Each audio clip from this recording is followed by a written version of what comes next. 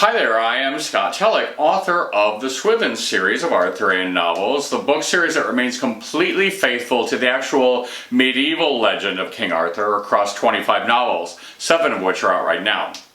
Alright, so I'm going to give you a little synopsis of the entirety of Sir Thomas Malory's Morte d'Arthur with the idea of helping you decide whether you want to read the whole thing or not. This is not the exact synopsis of my book series because I'm going to be putting in a lot of the stories that Malory left out of his telling, so this synopsis just sticks to what's in Morte d'Arthur. I'm going to try to go light on spoilers, but some things I will have to reveal just in order to tell the story. Alright, so let's go. Just so we're all completely clear, this is my reading of the story, my interpretation, which might not be everyone's interpretation. We begin with Arthur's father, Uther Pendragon, who lusts after his ally's wife. Merlin casts a spell to let him look like her husband, and he gets in and they conceive Arthur. Merlin takes the baby Arthur to be raised by the Ectors, an average family. Uther dies, and a sword appears in a stone that can only be drawn by the rightful king. So Arthur grows to 15, and when his brother forgets his sword, Arthur runs and grabs the one from the stone. So he's the king. But the thing is, none of the noble kings of the day want to hand the rule of the country over to a teenage boy, so they go to war on him. But Merlin, through some pretty sweet magic, helps Arthur win the battles and control the country. So yay, King Arthur! Arthur kinda ends up sleeping with his half-sister by accident, you know, and they conceive Mordred. This half-sister is the mother of Sir Gawain, Arthur's future best friend, and the other half-sister is Morgan, who will go on to become the fierce sorceress Morgan Le Fay. Merlin tells Arthur that this child, Mordred, will be the ruin of his kingdom and all the knights in it, so Arthur has all the children born that day put on a ship and set adrift.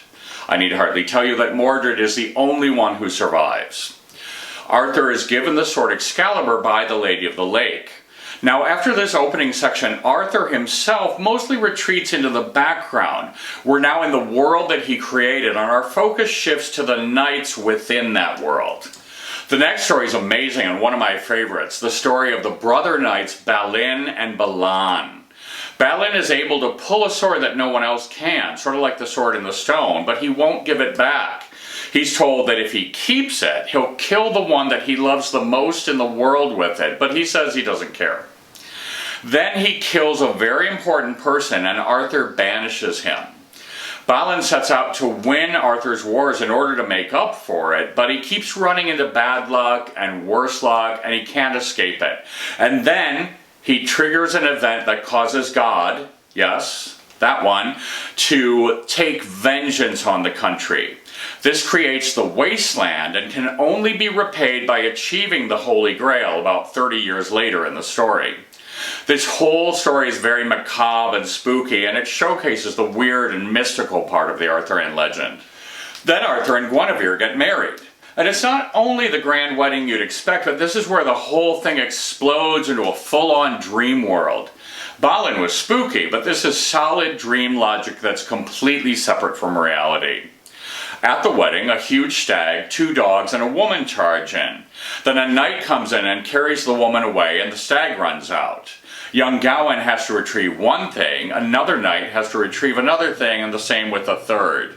And their adventures are dark and mysterious and violent, but at the same time make a kind of beautiful poetic sense. And this is where the Arthurian legend is kind of a bizarre mind trip that doesn't make sense, but is intriguing and resonant.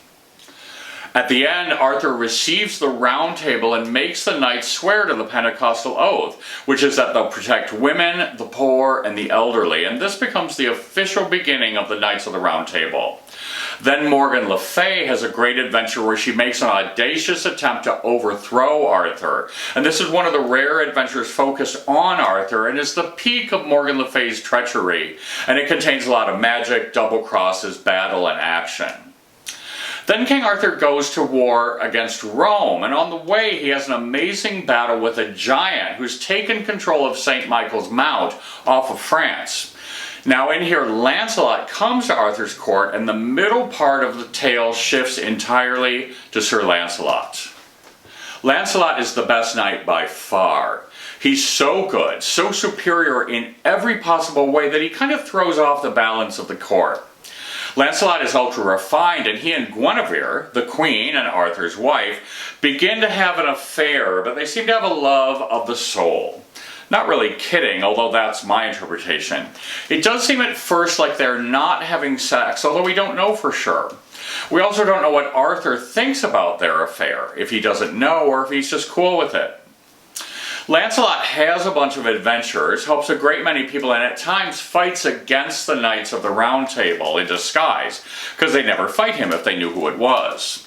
A strange knight comes to court and has an amusing adventure with lots of intrigue and magic and the whole bit, and finally he's revealed to be Gawain's long-lost brother Gareth. Gawain loves Gareth, but ultimately Gareth avoids his own brother and chooses to hang out with Lancelot. Keep Gareth in mind. Lancelot's very intense, and I think he's kind of a disturbed and mentally tortured character. One of the things that happens is that Lancelot is tricked into conceiving a baby. They drug him and make him think he's with Guinevere. And when he does find out what's going on, the real Guinevere is furious, and all this causes Lancelot to lose his mind. He spends a few years as an insane man wandering in the woods, and all the knights go looking for him and finally bring him back. The son he had by trickery is Galahad. Around now, the story completely shifts to this other character, Sir Tristram, which is the same story as Tristan and Isolde, which you might have heard of. The text shifts into this story, which is happening within the Arthurian world and with some of the Arthurian characters, but still sort of exists separately to the main rest of the Arthurian narrative. There's Tristram, who's sort of a super knight in the manner of Lancelot, and there's King Mark, and there's Mark's fiancée, La Beale Issue. While Tristram is taking La Beale Issue on the way to marry Mark, the two of them drink a love potion and fall madly in love, beginning an affair that'll unfold over the next 3 books that contain a multitude of adventures before Mark is finally thrown in prison and Tristan and La Beale Issue get to live happily ever after.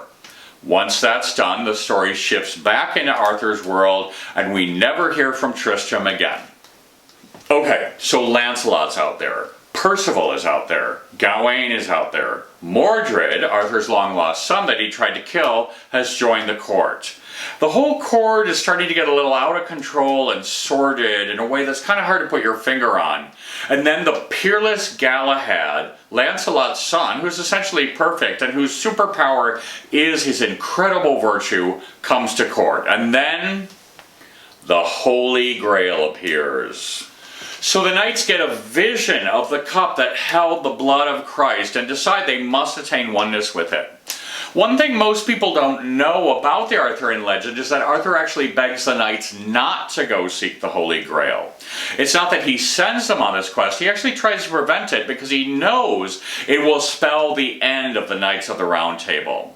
The knights go anyway, but the difference now is that they're competing against each other, and for a prize, the award of virtue, but not virtue itself. Camelot empties out, and King Arthur is left alone. Another thing that might be a surprise is that the knights do not do well on the quest for the Holy Grail. The whole world of the story shifts dramatically during this part. We're now in an endless dream world in which spirituality mingles freely with reality, where the knights meet actual angels and actual devils, and there's a holy man behind every tree. The thing is, these knights are very violent, and their morals are, those of knights. They like to eat, drink, and be merry. And God is not having that anymore. They have updated their operating agreement, and the Knights of the Round Table will not be needed anymore, but thank you so much for your service. About 100 out of 150 knights die, and the others have a very bad time and stumble back to Camelot in shame. Arthur, who was the choice of God when he began his reign, is all but rejected by God. Now, the story never explicitly points this out, but from this point on, there's almost no magic in the story, and we're thrown back into a very earthy, grim world. Meanwhile, Galahad, Lancelot's son through trickery, is holy enough to make it.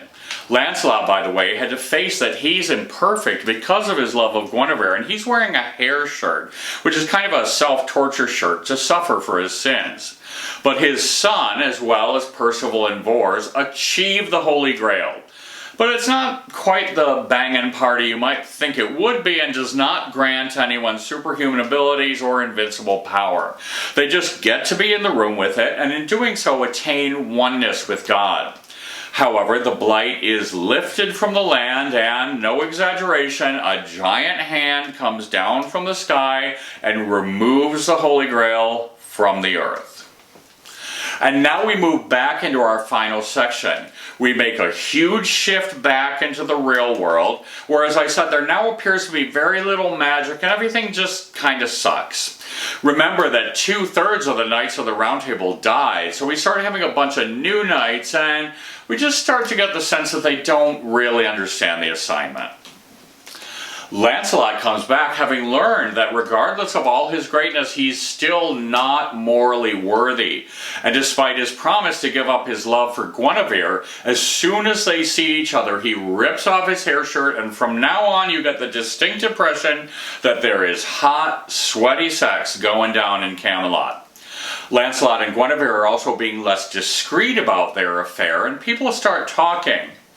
Now, we don't know to what extent Arthur knows about the affair going on between his wife and Lancelot. And one of the amazing things about the whole legend is how long it's able to float this question of whether Arthur actually does know about the affair and is tolerating it, whether he's in denial, or whether he just doesn't know about it at all. And somewhere in here, Mordred came back, and he's not exactly thrilled with his dad. We don't know to what extent Arthur knows Mordred is his long-lost son that he tried to kill, and we don't know for sure that Mordred knows Arthur's his father. Mordred's accepted as one of Gawain's brothers, and he starts hanging out with them. So first we have a very haunting and beautiful Lancelot story where a young woman falls in love with him, and he has the opportunity to have a relationship of his own, but instead he turns back toward the love he can never truly have, his affair with Guinevere. Then follows one of the rare kind of standalone adventures, and one of the best, a true adventure story of knights and queens in distress. It involves a young, arrogant knight, truly a wonderful evil character, and his attempt to kidnap Guinevere and force her to marry him. It involves some intense daring-do on the parts of Lancelot and Gawain, and it's just an amazing story, and one of my favorites. By that time, Lancelot and Guinevere's affair is getting too hot for Camelot, and something's about to blow. By the way, everyone is older now, and they're just not the hot young things they used to be. By now, this world is devoid of magic, and we're in the hard, mundane reality of life after the Grail Quest, and people are starting to turn on each other. One of the more conniving of Gawain's brothers tempts Arthur into exposing Lancelot and Guinevere's affair. While saving Guinevere, Lancelot accidentally kills Gareth, who you remember is Gawain's long-lost brother. Now, Lancelot never would have meant to kill Gareth, but Gawain cannot forgive him. Arthur owes a family loyalty to Gawain, and so even though Arthur would like to make peace, he's beholden to his loyalty to Gawain. The entire court splits into the relatives of Arthur and the relatives of Lancelot, and Lancelot and his armies go to France.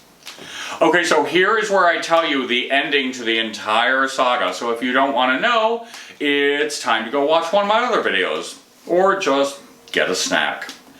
So Arthur's now at war with Lancelot, having left Mordred in charge. Mordred decides to kidnap Guinevere and try to force her to marry him, and overthrow Arthur and become king himself while Arthur's out at war. Arthur hears about Mordred and goes back to take back his kingdom and take back Guinevere.